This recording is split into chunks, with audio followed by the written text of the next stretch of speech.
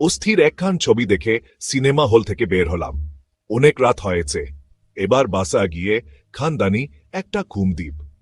হেঁটে হেঁটে বাসার দিকে আসছিলাম, হঠাৎ শুনলাম একটা নারীকাণ্ঠ, এই ছুকরা, এদিকে আ। এত বড় সাহসকার আমাকে ছুকরা বলে ডাকে। রেগে গিয়ে বললাম, ও কোন শালি রে, আমাকে ছুকরা ডাকিস? জানিস আমার বিয়ের বোস হয়েছে? ও তাই নাকি? আমি তো তোমাকে খুঁজছি বিয়ে করার জন্য। চিচি, কি লজ্জা!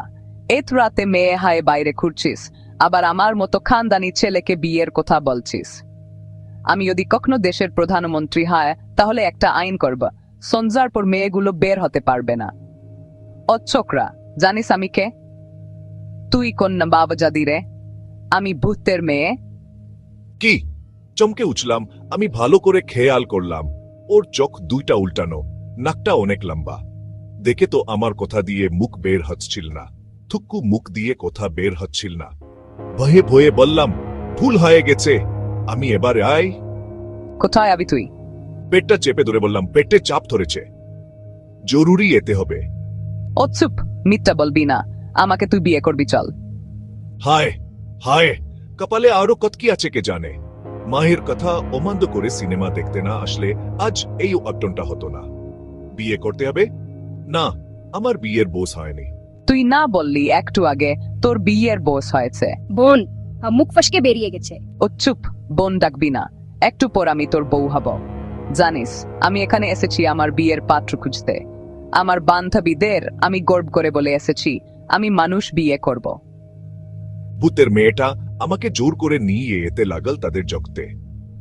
আমি জোরে জোরে চিৎকার করে বললাম, মা মাগো, তোমার ছেলে বিয়ে করতে আসছে, হয়তো আর ফিরে পাবে না তোমার ছেলেকে, মাফ করে দিও মা। ভূতের মেয়েটা আমাকে তাদের রাজ্যে নিয়ে এল। এখানে এসে অনেক ভূতের সাথে পরিচয় হল। পরদিনই আমার সাথে ভূতের মেয়ের বিয়ে ঠিক হল। একটা বৌদ্ধ ভূতকে দেখিয়ে আমার হাবু বউ বলাল, উনি তোমার শ্বশুর, ইয়াও সালাম কর।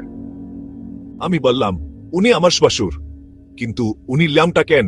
উনার কাপড়াকাই। চুপ, সব সুরকে সম্মান কর।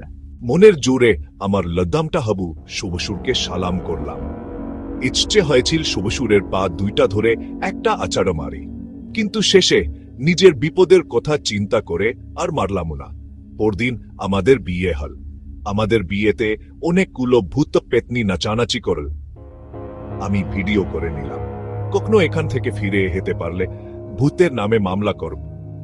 আমার মায়ের কত শখ ছিল ছেলের বিয়ে ধুমধাম করে দিবেন, তার হল না।